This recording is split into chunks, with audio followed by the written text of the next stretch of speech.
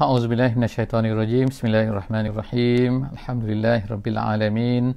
Nahmaduhu wa nasta'inuhu wa nastahdihi wa nastaghfiruh wa na'udzubillahi min syururi anfusina wa min sayyiati a'malina. Man yahdihillahu fala mudilla lahu wa man yudlilhu fala hadiyalah. Nashhadu an la ilaha illallah wa nashhadu anna Muhammadan abduhu wa rasuluh. Allahumma salli ala sayyidina Muhammad wa ala alihi wa sahbihi ajma'in. Alhamdulillah, syukur kepada Allah Subhanahu wa taala.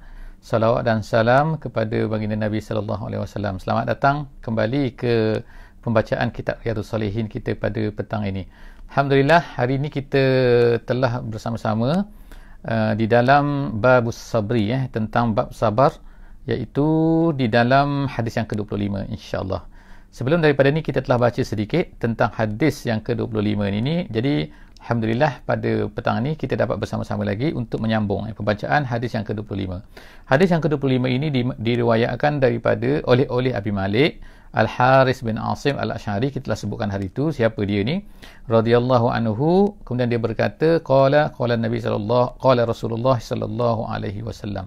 Jadi apa kata Nabi yang kita sebut hari itu, bahawa hadis ini adalah di antara yang menunjukkan kepada, kita katakan, jawami'ul kalim pada baginda Nabi sallallahu alaihi wasallam, iaitu Nabi sallallahu alaihi wasallam boleh mengatakan, bercakap dengan satu percakapan yang pendek, tetapi dalam pendeknya itu mengandungi makna yang sangat besar.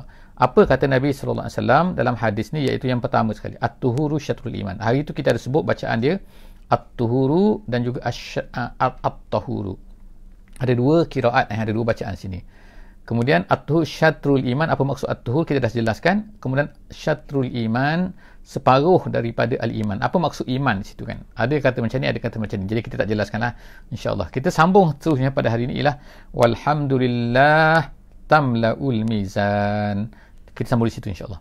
Iaitu maksudnya walhamdulillah, iaitu ungkapan alhamdulillah memenuhi, tamla tu memenuhi, al-mizan, mizan iaitu mizan, iaitu kita kata neraca yang menjadi timbangan di hari kiamat ni. Jadi masing-masing pada hari kiamat ni semua orang nak supaya mizan itu penuh, supaya timbangan itu penuh kan, penuh berisi dan jadi berat dan sebagainya kan. Jadi apakah yang boleh memberatkan? Jadi Allah Nabi SAW sebut sini yang boleh memberatkannya adalah iaitu alhamdulillah. Apakah dia alhamdulillah ni? Jadi kalau ikutnya adalah makna ungkapan dah kan.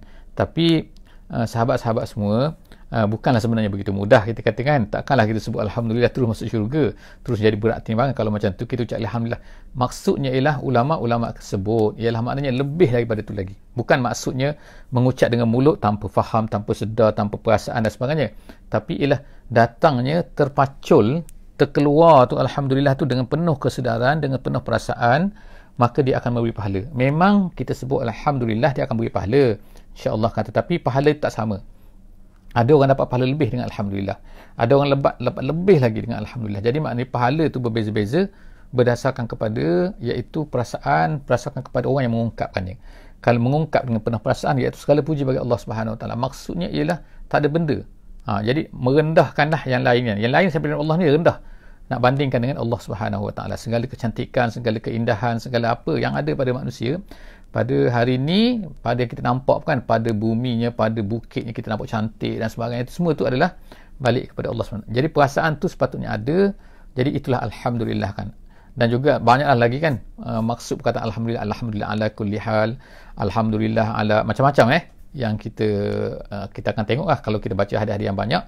Jadi sebab itulah alhamdulillah tu mempunyai beratnya yang hebat di sisi Allah Subhanahu Wa Taala. Seterusnya ialah wa subhanallah, wa subhanallah, wa subhanallah walhamdulillah tamla'ani atau tamla'u ma bainas samawati wal ardi. Seterusnya ialah iaitu dua kata-kata ini, iaitu yang pertama subhanallah dan kemudian yang kedua alhamdulillah. Maknanya gabungkan dua-dua.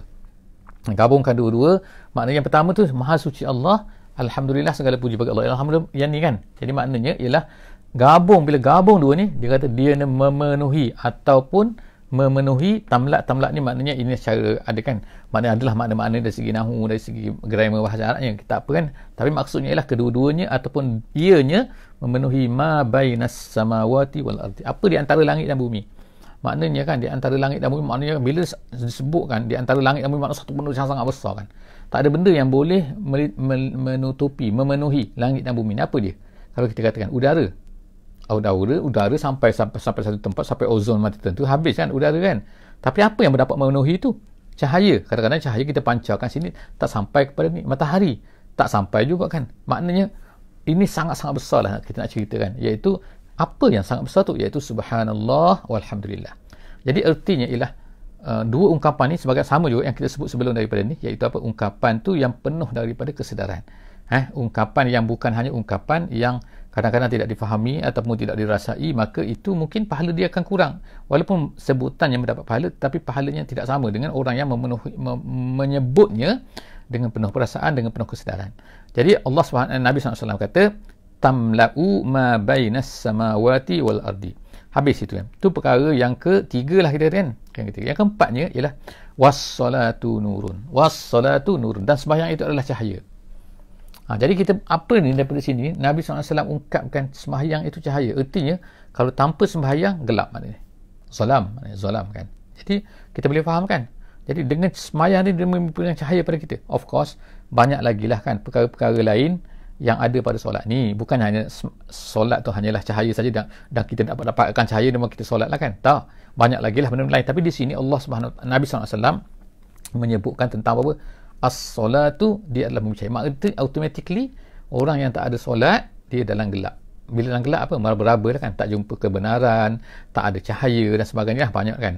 Dalam tempat-tempat lain kita baca juga apa kan? Simahum fi wujuhihim min asaris sujud. Orang sujud ni kan dia ada tanda pada dahinya kan. Itu tanda kan.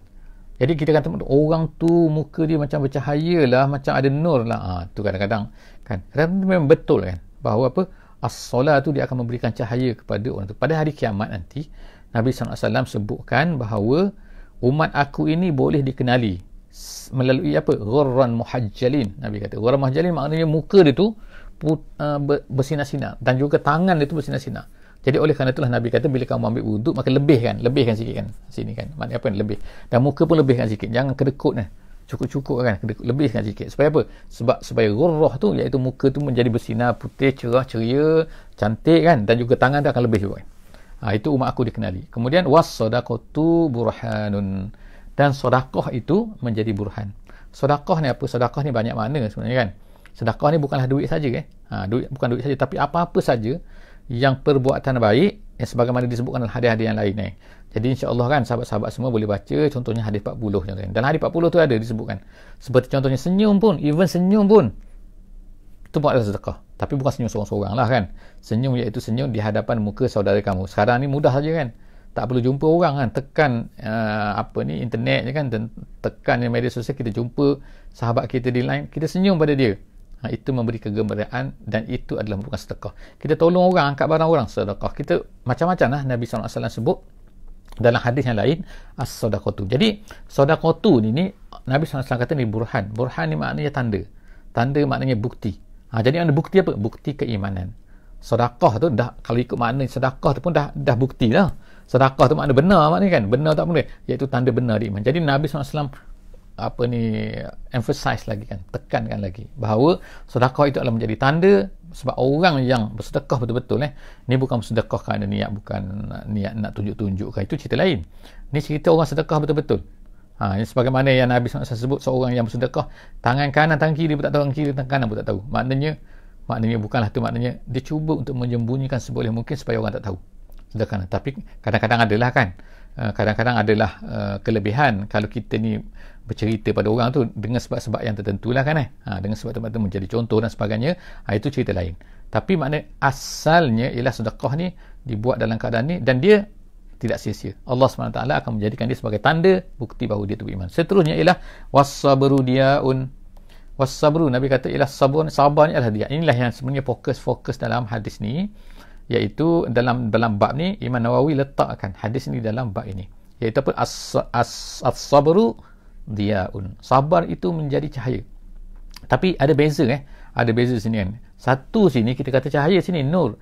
Tapi di sini dia kata dia. Dia ni ialah cahaya yang memancar, dan cahaya tu dengan haba sekali. Maknanya memancar dan haba. Kita ada cahaya macam cahaya bulan kan.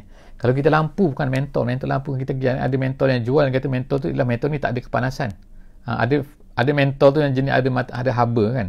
ada mengeluarkan heat kan, ada panas kan. Lepas tu ada ni yang power dia kuat kan, cahaya kuat kan. Iaitu yang diya tu maknanya yang bersinar kuat, dan bersinar tu ada kepanasan lagi. Itu diya. Jadi was-sabru diya, Nabi kata, maknanya sangat memberi faedah lah kan kepada manusia. Kalau bagaimana diya tu, kalau diya tu matahari tu dipanggil diya, tapi kalau bulan tu dipanggil nur. Sebab apa? Sebab bulan tu dia tak ada kepanasan, tapi dia cahaya, menerangi, tapi dia tidak memberikan kepanasan. Tapi kalau matahari, dia bersinar kuat dan dia tu ada kepanasan. So itu dipanggil ad-diya. Jadi masing-masing tu ada kelebihan. Maknanya kan as-salatu nurun, was-sabru diyaun. Kemudian tu wal Qur'anu hujjatul laka au alaika. Nabi kata Quran itu akan menjadi hujjah laka untuk kamu ataupun alaika ke atas kamu. Laka itu maksudnya ialah memberi keuntungan. Maknanya dia akan memberi macam kita kata peguam bela. Gitu kan. Kalau dalam mahkamah ada peguam bela, ada peguam cara, ada pendakwa, gitu kan. Jadi kalau alaika tu mendakwa maknanya. Kalau laka tu maknanya ialah membela kamu. Jadi Al-Quran nanti dia akan menjadi hujjah yang akan membela kita, dan juga kemungkinan juga dia akan menjadi mendakwa kita. Sebab apa? Sebab dia ialah apabila seseorang itu melaksanakan hak Al-Quran, maka dia akan menjadi pembela bagi kita. Tapi kalau seorang itu tidak melaksanakan hak Al-Quran, maka dia akan mendakwa kita. Jadi maknanya Quran tak ada, dia tak ada tengah-tengah kan. Dia tak ada, dia katakan si A, okeylah si A, no problem, tak ada apa-apa. Tak, dia either dia akan menjadi gini atau menjadi gini. Sebab itulah kita ni di atas dunia ni kita cuba insya-Allah kan. Kita berusaha keras, kita berusaha bersungguh-sungguh supaya apa? Supaya Quran ni yang ada depan kita ni akan menjadi pembela kepada kita, bukan menjadi pendakwa ke atas kita kan. Jadi bagaimana laksanakan apa yang ni? Tahu Quran tu nombor satu, belajar Quran, belajar baca Quran, kemudian tahu Quran, kemudian apa lagi? Banyak benda nak kena buat kan. Laksanakan Quran, fahami Quran, kemudian tadabbur Quran, kemudian menyebarkan Quran. Fahami dan beramal dengan Quran, dan kemudian menyebarkan Quran tu. Barulah cukup. Kalau ikut dalam apa yang dilaksanakan oleh Nabi sallallahu alaihi wasallam, tanggungjawab terhadap Quran macam tu kan. Maknanya baca dulu, boleh baca, belajar tajwid, tapi janganlah menghabiskan masa untuk belajar tajwid saja dah 50 tahun, 30 tahun, 20 tahun. Tak bergerak-gerak kan, tak bergerak apa kan. Tak ada next dia kena ada kan, faham. Jadi kita boleh baca Quran sambil-sambil, kemudian kita boleh mempelajari makna Quran sambil-sambil kan, sebab kita banyak masa kan, insyaAllah 24 jam banyak masa kan, insyaAllah. Kemudian lepas tu kita boleh memahami, mentadabbur Quran, kemudian kita boleh beramal dengan Quran. Macam mana nak beramal dengan Quran? Iaitu melaksanakan. Macam mana nak melaksanakan? Kemungkinan kita tak mampu buat seorang-seorang. Jadi sebab itulah perlukan kepada kawan-kawan, kalau kita ada kan, cari rakan-rakan yang nak kepada Quran, bukan yang mencerca kita ke, atau kalau kita nak Quran, asyik-asyik Quran. Jadi kalau tak, nanti dia akan menjadi hujjah alaika. Kita takut ni kan. Seterusnya, kullun nas yaghdu. Nabi kata kullun nas yaghdu, semua orang ni yaghdu tu makna berpagi-pagi asalnya kan. Maksud berpagi-pagi tu makna keluar kan, keluar bekerja, keluar buat kerja, keluar buat apa, tak kira lah kan buat apa-apa. Jadi Nabi SAW kata semua orang akan pergi bekerja setiap hari kan. Tetapi manusia ni, Nabi SAW kata terbahagi kepada dua. Terbahagi kepada dua. Yang pertama sekali mu'tiquha. Jadi fabai'u nafsahu ni, fabai'u maknanya kalau ikut makna dia lah, dia menjual dirinya. Maknanya sini lah kan, setiap orang tu berpagi-pagi dan dia pun menjual diri. Bukan menjual diri tu maksud jual diri dia kan, for sale, I'm for sale, bukan. Tu bukan maksud dia. Macamnya setiap orang tu perbuatan dia pada setiap pagi, dia akan sebenarnya ialah dia tidak lebih daripada dua kan. Dia sebenarnya dia akan macam offer diri dia, sama ada yang pertamanya famu'tiquha, Nabi kata dia akan membebaskan diri dia. Membebaskan maksudnya membebaskan daripada neraka kan, ataupun mubiquha, ataupun menghancurkan kan. Jadi mu'tiquha maknanya dia bebas daripada neraka dan masuk syurga, dan kemudian au mubiquha, ataupun menghancurkan, merosakkan diri sendiri, menyerang diri. Jadi manusia ni tak lari daripada dua, sama ada ini ataupun ini kan. Jadi artinya mu'tiq ataupun mubiq. Jadi kita nak mana? Kita kata saya tak nak dua-dua, tak boleh. Semua orang yardu, Nabi kata semua orang tu memang ada ini ada ini. Jadi oleh kerana itulah maka insya-Allah kan, kita insya-Allah berdoa kepada Allah Subhanahu Wa Taala supaya kita ni jangan jadi orang-orang yang mubiquha, iaitu menghancurkan diri sendiri kan. Sebab apa kan? Pergi kerja, cari duit, semua orang buat macam tu kan. Orang Islam, orang kafir kan. Tapi kita tengok kan, matlamat berbeza. Kena berbezakan. Kalau mentelamak orang Islam pergi cari duit hanya untuk dapat duit saja, untuk kehidupan saja, maka kita tak lebih daripada kan berbeza, tak ada beza dengan orang yang tidak beriman. Jadi kita orang beriman, kita ada sebab kan. Kenapa kan. Jadi perbezaan sebab ini menjadikan kita ni berbeza dengan orang kafir. Di samping cara-cara lain kan, cara halal tak halal semua tu kan, itu adalah next kan. Tapi niat tu penting kan. Niat tu ialah sebab why kita tuan. Jadi insya-Allah kan hadis ini diriwayatkan oleh Muslim. Moga-moga Allah Subhanahu Wa Taala akan jadikan kita lah kan orang-orang yang akan terpelihara daripada orang-orang yang menghancurkan diri sendiri. Insya-Allah kita masuk hadis yang ke-26 insya-Allah. Hadis yang ke-26. Hadis ini diriwayatkan daripada Abi Sa'id bin Malik bin Sinan Al-Khudri. Saya rasa kita dah sebutkan sebelum daripada ni cerita tentang Sa'id bin Malik bin Sinan ni radhiyallahu anhuma radhiyallahu anhuma maknanya ialah dia dan ayah dia adalah merupakan sahabat Nabi. Iaitu apa dia? Iaitu Sa'id dan juga Malik Sa'id dan juga Malik. Jadi dia berkata, kata Sa'id bin Malik ni adalah hadis ni ialah kata anna nasan minal ansar. Ada satu kumpulan daripada orang Ansar. Sa'alu Rasulullah sallallahu alaihi wasallam, mereka ni minta kepada Nabi. Mintalah macam-macam, ya Rasulullah minta ni, ya Rasulullah minta ni kan. Ni daripada Ansar dia ceritakan. Adalah sekumpulan orang Ansar minta kepada Nabi. Jadi apa Nabi buat bila mereka minta ni? Fa'atahum, Nabi beri kepada mereka. Minta beri. Minta duit lah maksudnya kan. Minta duit, minta harta, minta apa kan. Minta maknanya bukan minta. Tanya soalan sini Sa'alu sini maknanya ialah mereka ni meminta something daripada Nabi SAW. Fa'atahum, jadi Nabi beri. Summa sa'aluhu fa'atahum, kemudian mereka minta lagi. Fa'atahum, ni banyak kan. Sa'alu fa'atahum, sa'alu fa'atahum. Tengok kan. Ini sa'alu satu, fa'atah. Sa'alu satu, fa'atah. Nabi beri. Kemudian hatta, sehingga apa? Hatta nafida ma'indah, sehingga nafida ni maknanya habis. Apa yang Nabi ada dah habis kan. Tak kira lah harta ke apa benda, barang-barang semua ada. Ma'indah Nabi sallallahu alaihi wasallam. Apa yang ada pada Nabi sallallahu alaihi wasallam. Faqala lahum hina anfaq kulla shay'in biyadih. Lalu Nabi SAW bila dah habis tu kan, bila dah habis semua dah, Nabi pun bersabdalah kan, hina anfaq, ketika Nabi beri tu kan, berinfak lah kan, memberikan harta tu, kulla syai'in, semua benda, biadihi, apa yang ada di tangan dia, di tangan baginda Nabi sallallahu alaihi wasallam. Jadi kita nak tengokkan fokus apa yang Nabi kata ni. Nabi kata, dia kata ma yakun min khairin falan addakhiruhu ankum. Apa-apa saja yang baik, makna apa, harta, khair sini makna harta apa-apa saja harta, falan addakhiruhu, aku tak simpan. Tengok lan sini makna lan, aku selama-lama tak akan simpan makna. Apa yang aku ada, orang beri ke, orang macam-macam kan, apa yang ada, aku beri semua pada orang kan. Angkum, lam addakhiru angkum, makna aku tak simpan daripada kamu. Tak adalah aku sembunyi-sembunyi kan, aku reserve pun tak ada. Ni kehebatan Nabi sallallahu alaihi wasallam kan. Kemudian Nabi sallallahu alaihi wasallam kata lagi, wa man yasta'fif yu'affahullah, gitu. Wa man yastaghni yughnihillah. Siapa yang meminta-minta, dia kata tak apa, yasta'fif maknanya affa, minta maaf. Apa ni? Siapa yang maknanya yasta'fif maknanya meminta Jadi Allah Taala pelihara dia kan, tak apa. Wa man yastaghni, sesiapa yang yastaghni ni maknanya daripada ghani, maknanya kaya, maknanya kan. Kaya maknanya dia tak ada, tapi dia perlu. Tapi yughnihillah, maknanya dia tak apalah kata.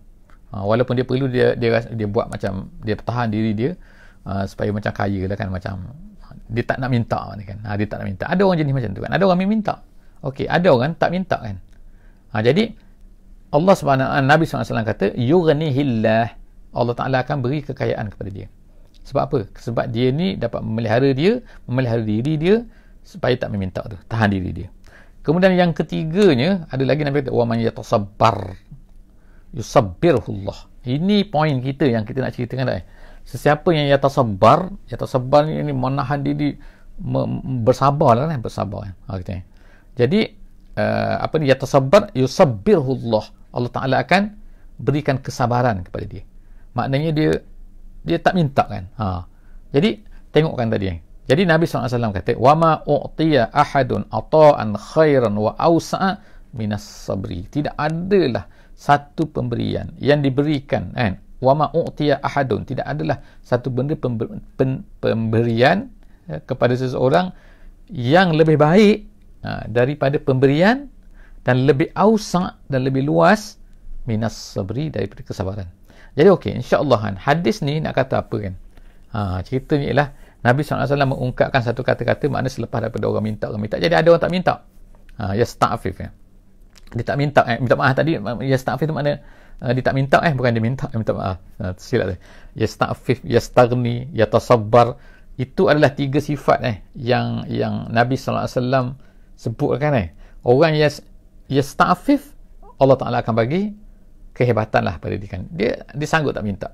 Yastaghni pun sama juga, dia tak minta semuanya kan, tapi dia rasa tak apalah kan, aku ada apa yang ada ni, aku gunakanlah. Cakap Allah Ta'ala yughnihillah, Allah Ta'ala akan beri kekayaan pada dia. Dan siapa yang bersabar, yusabbirullah, Allah Ta'ala beri kesabaran pada dia.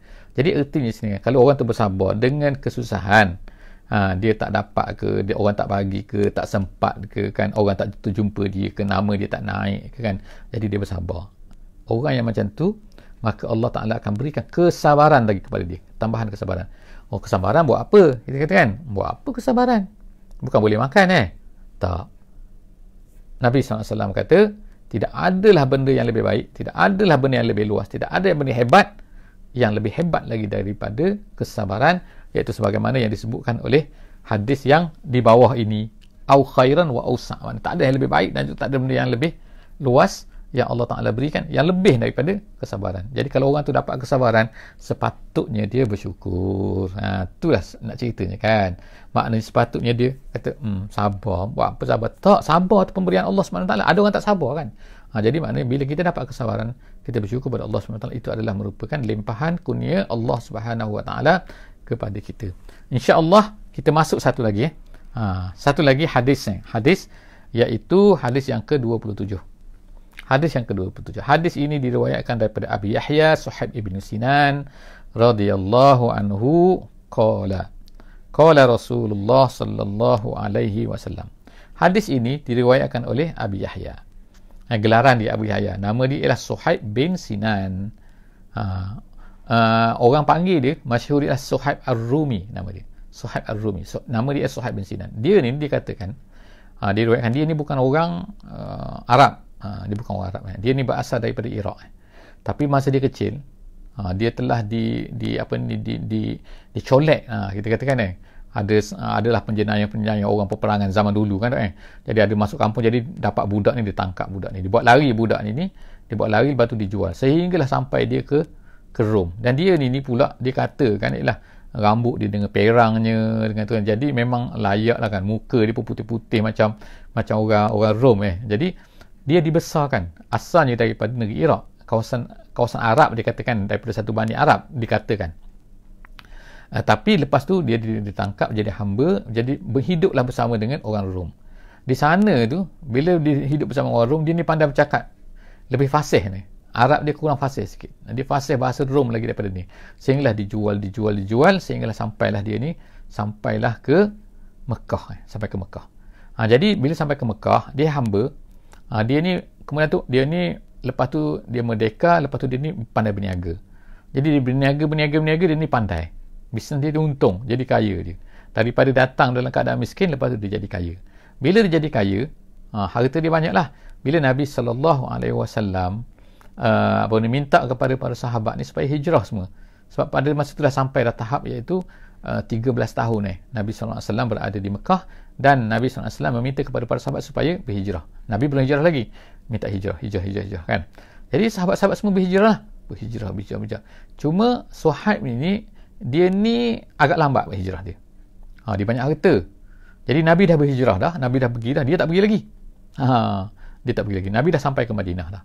Jadi dia ni uruskan harta dia dan sebagainya. Habis semua settle, uruskan harta tu macam mana? Dia tanamlah harta di tempat ni, simpan sini. Jadi dia pun berhijrah. Dengan sehelai sepinggan mana boleh bawa kafilah pada masa tu kan? Mana boleh bawa unta banyak-banyak kan? Sebab apa penuh ni kan, keliling Mekah ni dikelilingi oleh orang-orang yang yang tak suka kepada hijrah grup-grup Muhammad ni. Jadi mereka ni buat blok sini kan. Susah kan. Jadi dia ni seorang yang pandai memanah. Suhaib ni kan. Jadi dia pun berhijrah.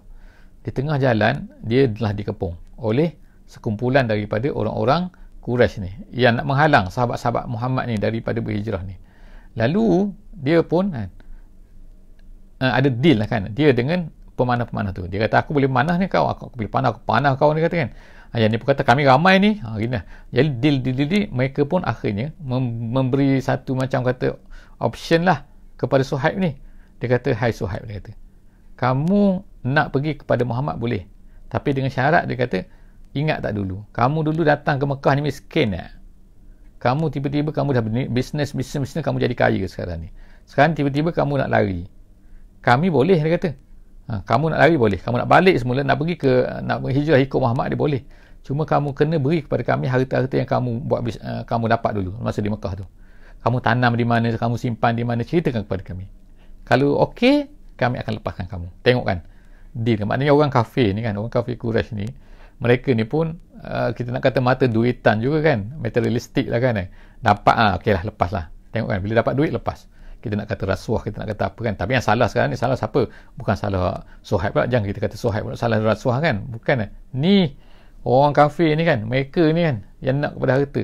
Akhirnya buat deal.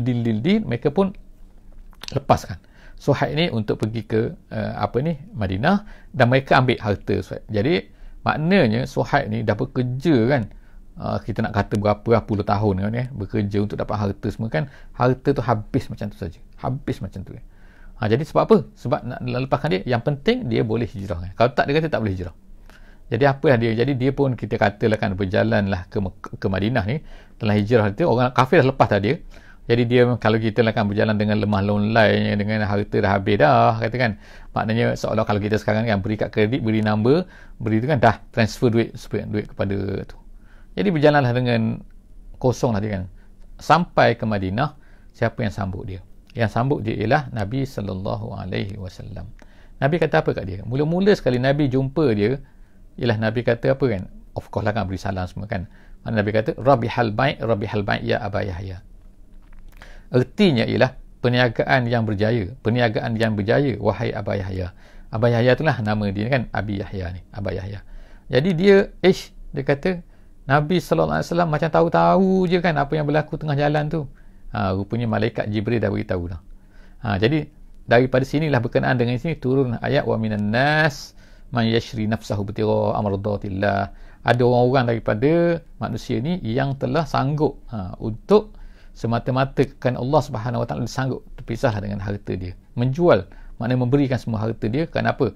Kerana dapat keredaan Allah Subhanahu Wa Taala. Itu adalah Suhaib Ar-Rumi ataupun Suhaib bin Sinan Ar-Rumi, yang merupakan periwayat kepada hadis kita, hadis yang ke-27 pada kali ini. Jadi itulah cerita dia secara ringkasnya. InsyaAllah lain kali kalau ada kesempatan kan, kita akan tambah lagi sikit, kita ingatkan balik kan. Bila sebut Suhaib ni ialah seorang sahabat daripada Rom. Walaupun orang kata dia ni Rom ke tak Rom ke, tak apalah kan, itu khilaf sikit lah di kalangan ulama'-ulama'. Tapi yang pentingnya dia ni adalah pandai bercakap Rom sebab dia hidup lama bersama-sama dengan orang Rom, dan peristiwa yang paling hebat ni adalah pengorbanan dia, sanggup untuk berpisah dengan harta dia semata-mata kerana untuk dapat, yang kita kata dapat hijrah bersama-sama dengan Nabi sallallahu alaihi wasallam.